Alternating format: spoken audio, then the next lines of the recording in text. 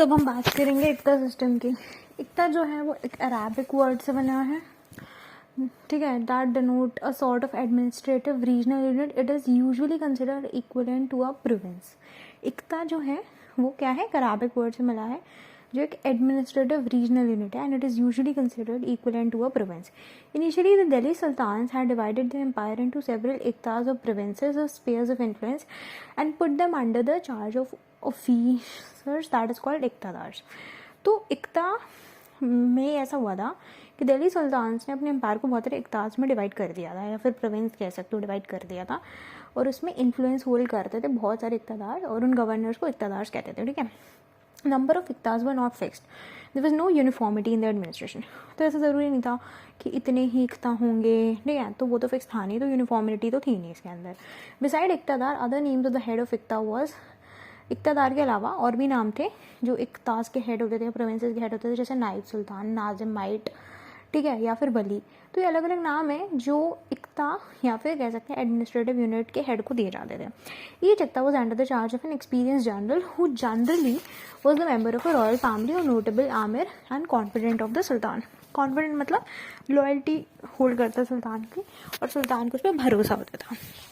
तो जो हर इक्तादार होता था वो मेंबर होता था रॉयल फैमिली का, ठीक है। किसका मेंबर होता था? रॉयल फैमिली का, या फिर एक नोटेबल आमिर होता था, ठीक है। आमिर मतलब नोबल। ड्यूटीज क्या होती थी एक इक्तादार की? He was under the supervision of central government and carried on orders of the सुल्तान। अब कौन सी बात है, वो दिल्ली सुल्तानेत का पार्ट था, तो दिल्ली सुल्तान के ऑर्डर्स कैरी करता था और सुपरविजन में था किसके? सेंट्रल गवर्नमेंट के। He enjoyed the same power in the province as the sultan enjoyed in the empire. तो उसे उतनी ही पावर मिलती थी एंजॉय करने के लिए प्रोविंस में जितनी सुल्तान को मिलती थी। सुल्तान को कहाँ पे मिलती थी? सुल्तान को मिलती थी एम्पायर में, उसको मिलती थी प्रोविंस में। He maintain large armies and was required to send the same when asked by the sultan. वो लार्ज आर्मी मेंटेन करता था, ठीक है। He maintain large army and was required to send the same, ठीक है। वो बहुत बड़ी आर्मी मेंटेन करता था and was required to send the same when asked by the Sultan. He maintained order in the territory under the charge and protected the life and property of the people. वो order लाता था territory में under the charge and protected the life and property of the people. He appointed soldiers in the army. वो army में soldier भी appoint करता था, and he also maintained large armies and was required to send the names.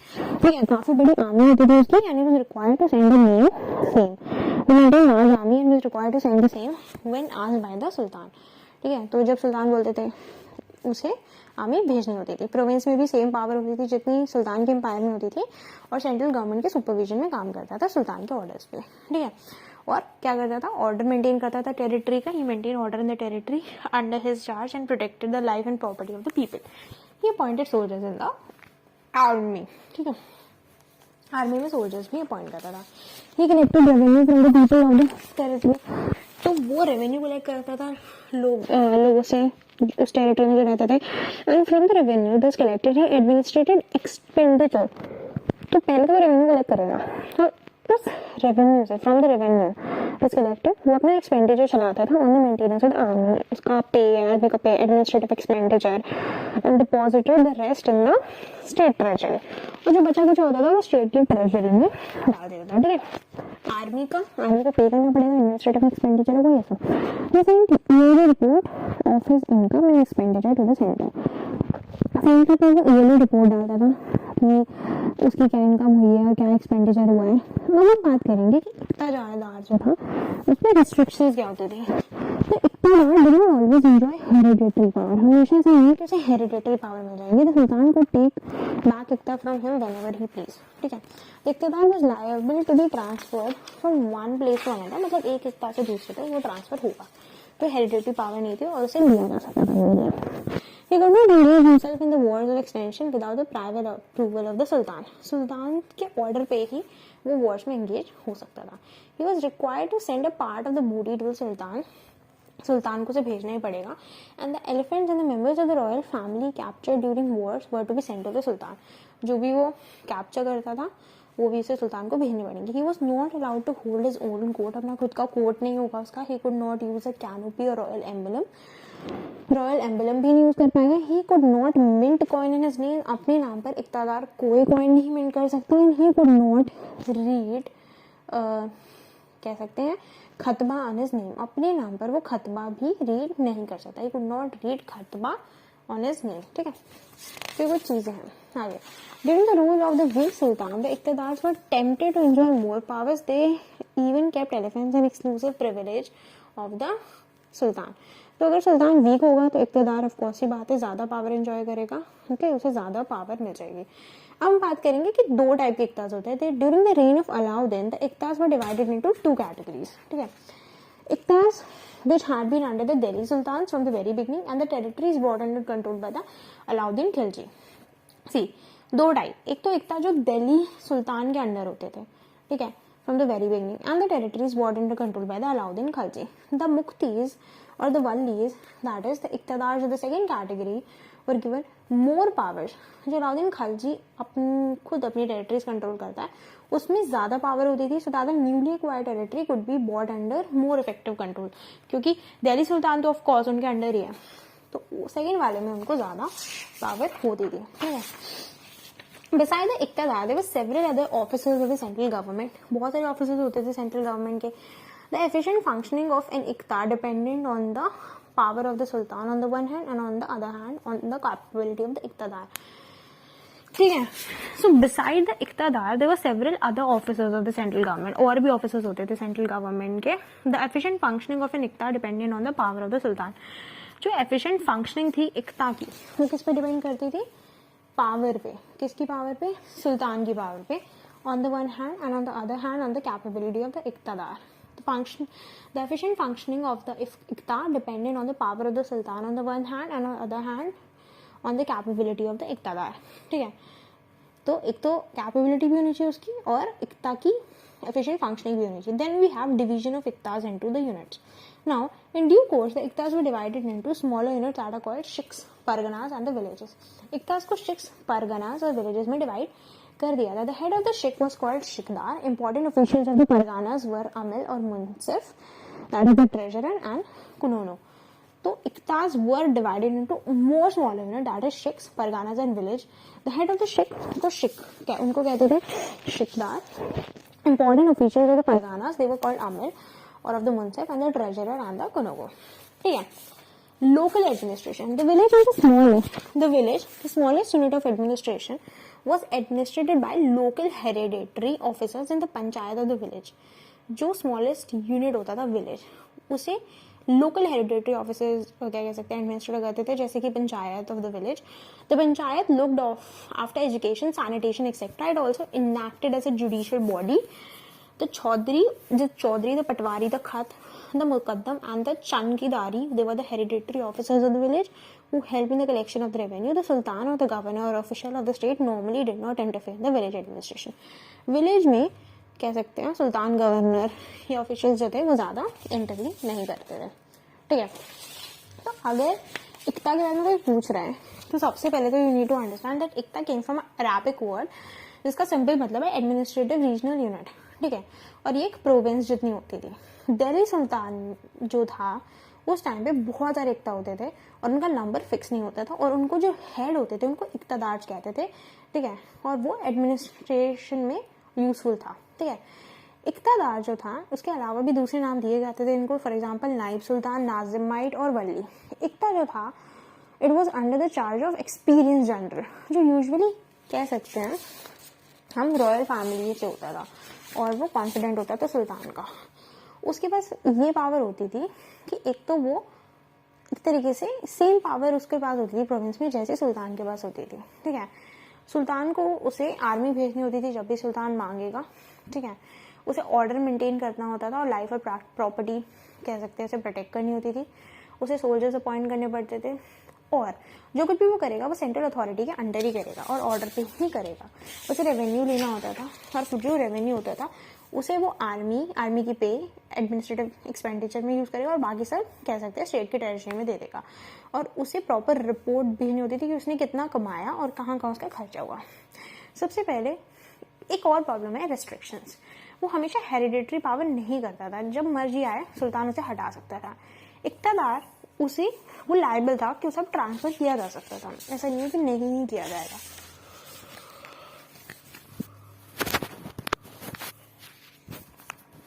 आगे ये है that he could not engage himself in the wars of extension without the prior approval of the sultan।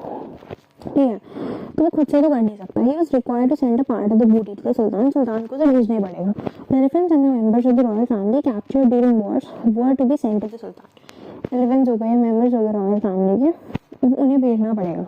elephants and the members of the royal family captured during wars भेजना पड़ेगा सुल्तान को। He was not even allowed to hold, अपना court नहीं कर सकता, hold emblem नहीं कर सकता, अपने खुद के कॉइन नहीं मिंट कर सकता, और ना ही वो खतबा रीड कर सकता। ठीक है, एलिफेंट्स वगैरह भी उसे भेजने पड़ेंगे। ठीक है, बूटी भी भेजनी पड़ेगी, और वो खुद से वॉच में नहीं कर पाएगा। एनीवे, देखो वीक सुल्तान के टाइम पे तो it's fine for him, but अगर स्ट्रॉन्ग सुल्तान हो गया तो प्रॉब्लम हो जाती थी। वीक सुल्तान में से पावर्स मर जाती थी। दो टाइप के इख्तियार होते थे, एक तो दिल्ली सुल्तान का, एक होता था अलाउद्दीन खिलजी का।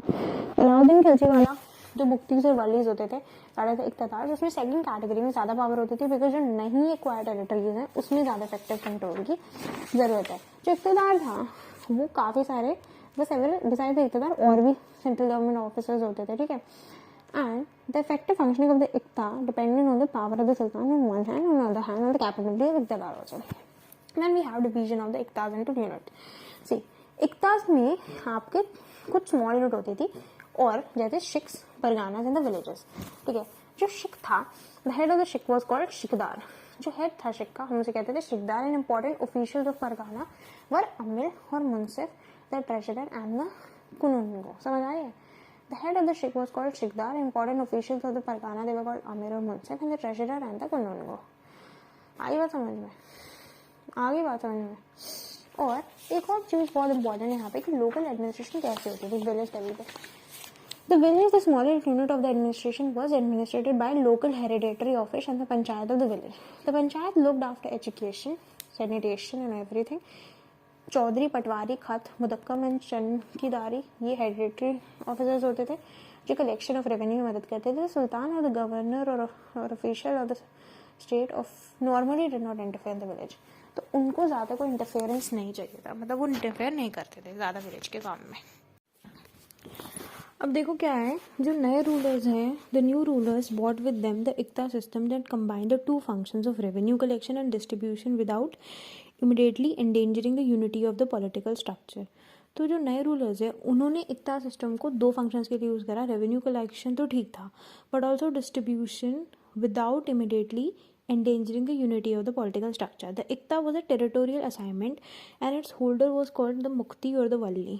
ठीक है, जो इक्ता है वो एक टेरिटोरियल असाइनमेंट है और उसके होल्डर को मुक्ति या फिर वल्ली कहते हैं। ठीक है, What are Iktas? The initial Turkish conquest in the early 13th century displaced many local chiefs। समझ आई?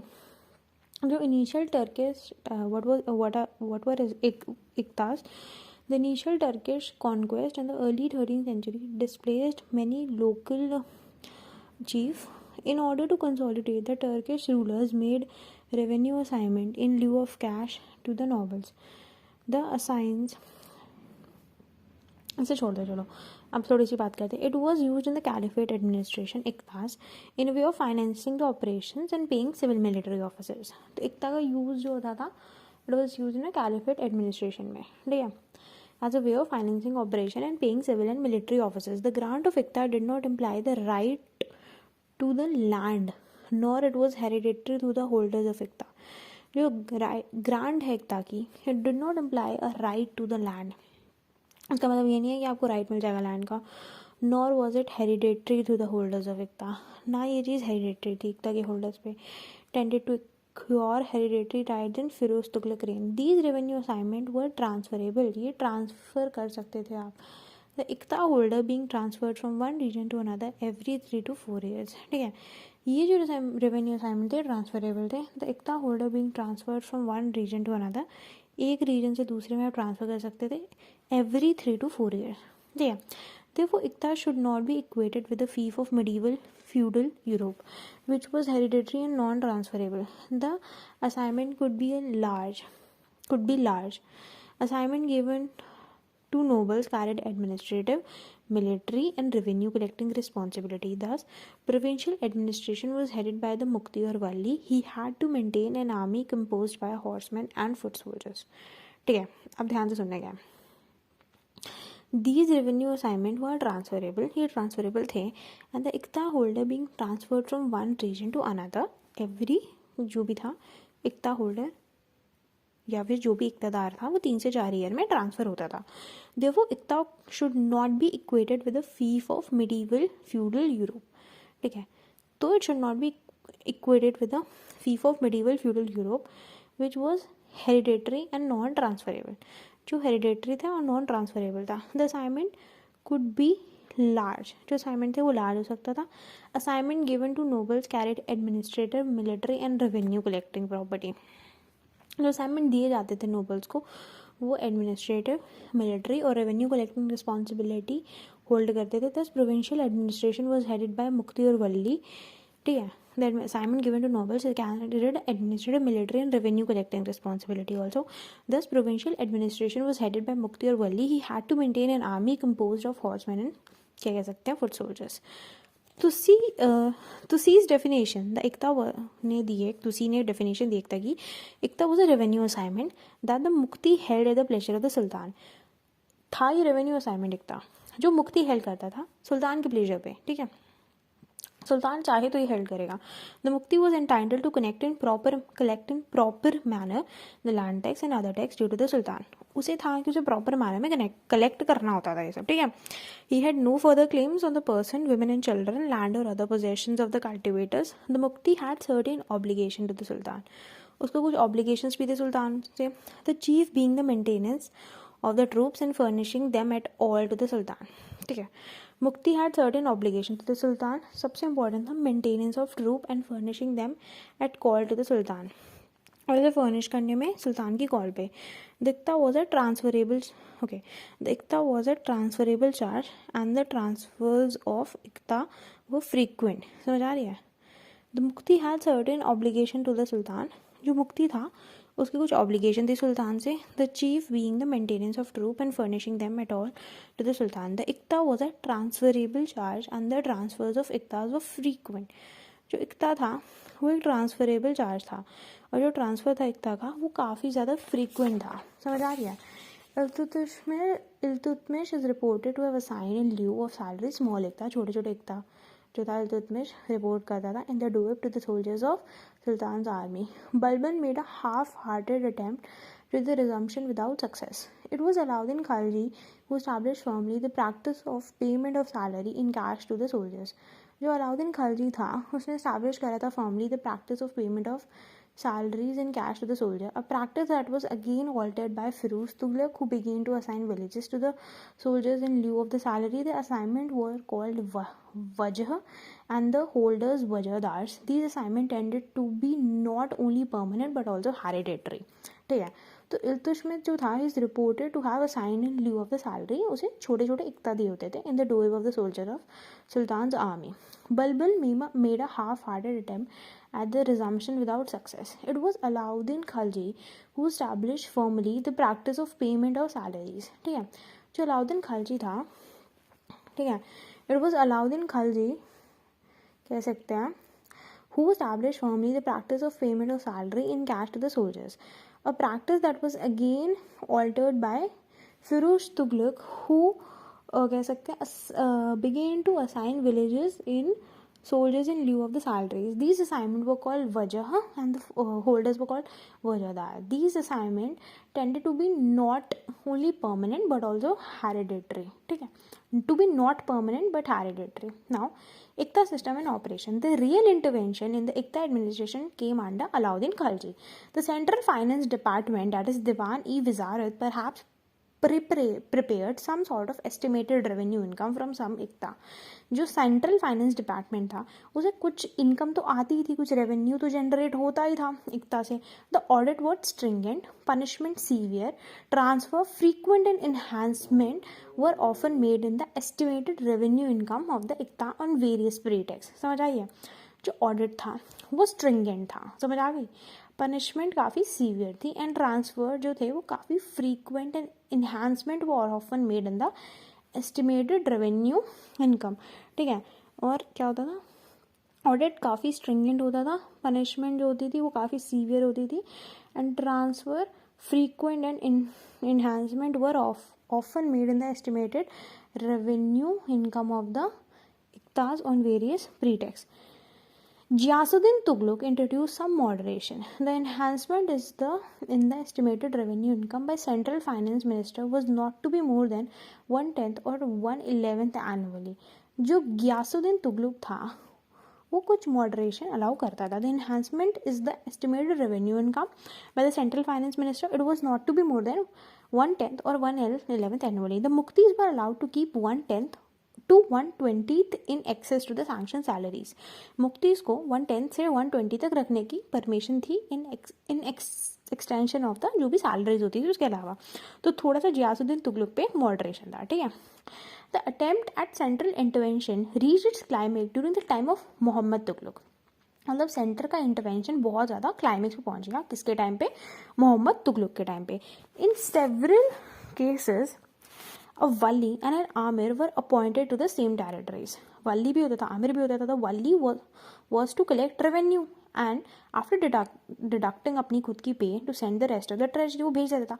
जो आमिर कमांडर होता था had nothing to do with revenue realisation and receive. उसको अपनी खुद की सैलरी मिलती थी and the salary of the troops in cash presumably from the local treasury. During the Muhammad Tughlaq reign the troops of the iqta holders were paid in cash. समझ आइए, मोहम्मद तुगलक के time पे जो ट्रूप थे इक्ता होल्डर्स के उन्हें कैश में पे किया जाता था बाय द स्टेट ट्रेजरी. किसकी ट्रेजरी के थ्रू? स्टेट की ट्रेजरी के थ्रू, ठीक है, इक्ता होल्डर्स को. Now this possibility inflated the commanders and created political problems for them. Muhammad Tughlaq क्योंकि उन्हें कैश दिया जा रहा था, ठीक है, तो ये चीज़ जो आपका अमीर है वो नहीं पसंद आई. वली को कैश दिया जाता था, वो आमिर को बात नहीं पसंद आई.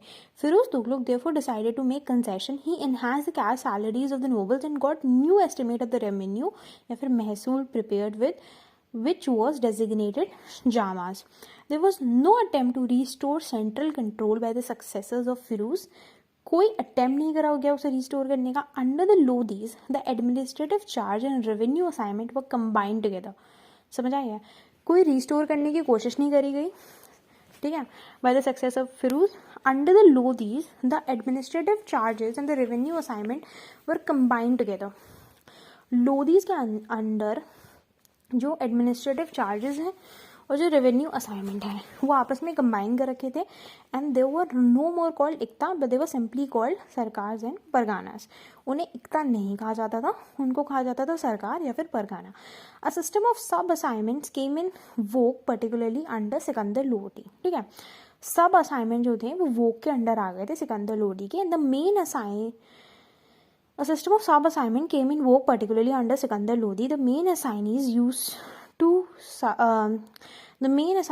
used to sub-assign portions of the assignment to the subordinate, who in turn made sub-assignment to the soldier. Okay. Now, Iqta and the dispersal of resources among the ruling class. The income of the Sultan was primary and largely derived from the land revenue. जो income होती थी सुल्तान की वो primary और largely derive होती थी land revenue से. खालिसा was the term for the land whose revenue was exclusively meant for the Sultan himself. Iqta and the disposal of resources. The income of the Sultan was primary and largely derived from the land revenue. जो income होती थी सुल्तान की वो land revenue से मिलती थी. समझ आ गई? And largely derived from the land revenue. Now, Khalisa was the term for the land whose revenue was exclusively meant for the Sultan himself, while the revenue from the land that is called Iqta was assigned to the state of the nobles. खालिसा का जो land revenue का पैसा आता था वो सिर्फ सुल्तान को मिलता था, जबकि इक्ता जो था वो नोबल्स को मिलता था, state to the nobles. The मुक्तीज और iqta holders were required to furnish military assistant to the sultan in time of need apart from maintaining law and order and collecting the revenue from the iqta. These revenue assignments were generally non-hereditary and transferable. Simple सी बात थी, hereditary तो थे नहीं, transferable थे.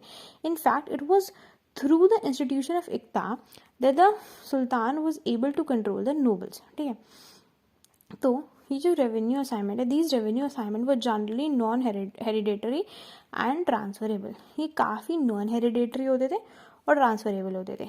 In fact, it was through the institution of Iqta that the Sultan was able to control the nobles. कि सुल्तान जो था वो nobles को control कर पाता था. ठीक है. The Mukti collected land revenue from the peasants of the territory and defrayed therefore their own salary as well as the salary of the soldier. The demand to send the excess amount to the Diwan-e-Wazirate was symbolic for the trend towards centralization. The Mukti had to submit accounts of the realization and expenditure to the territory. Auditing was severe to prevent fraud. These revenue assignments were generally non-hereditary and transferable. Hereditary to नहीं. In fact, it was through the institution of Iqta that the Sultan was able to control the nobles. The Mukti collected land revenue from the peasants of the territory and defrayed them from their own salary as well as from the salaries of the soldiers. The demand to send the excess amount to the Diwan-e-Wazirate was symbolic of the trend towards centralization. The Mukti had to submit accounts of the realization and expenditure to the treasury. Auditing was severe to prevent fraud.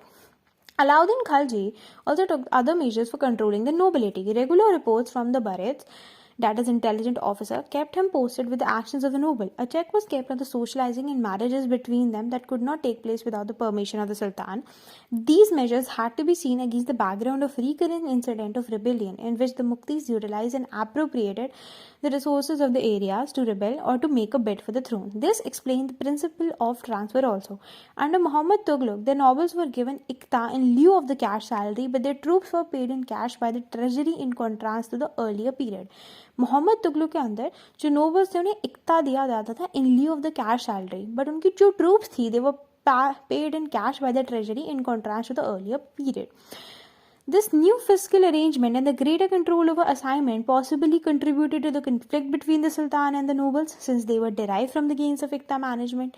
And however, during the reign of Firuz Tughlaq, there was a general retreat from the practice of increased central authority over Iqta. In practice, Firuz started granting Iqta to the sons and heirs of Iqta holders.